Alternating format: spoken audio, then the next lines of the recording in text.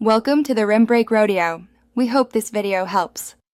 In this video, I will explain how to create a Selenium project in Eclipse.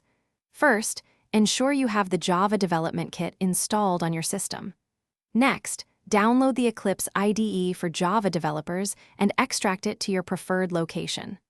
Finally, launch Eclipse, and when prompted, select a new workspace to begin your project setup. Now, let's create your project. In Eclipse, navigate to File, then New, and select Java Project.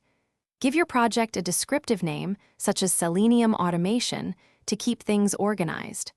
Double-check that the correct Java runtime environment is selected for your project to ensure compatibility and smooth operation. To enable Selenium functionality, you need to add its libraries. Download the Selenium WebDriver client libraries from the official website.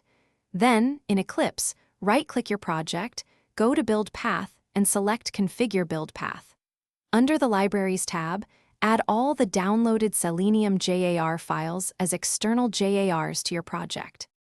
With everything set up, you can now write your code. Create a new Java class in your project and start writing your Selenium WebDriver script to automate browser actions. Remember to check the description for a link to amazing leak-proof containers and other great deals. Finally, run your test and watch Selenium bring your automation to life, opening browsers and executing your commands seamlessly. Thanks for watching. Consider subscribing if we helped you.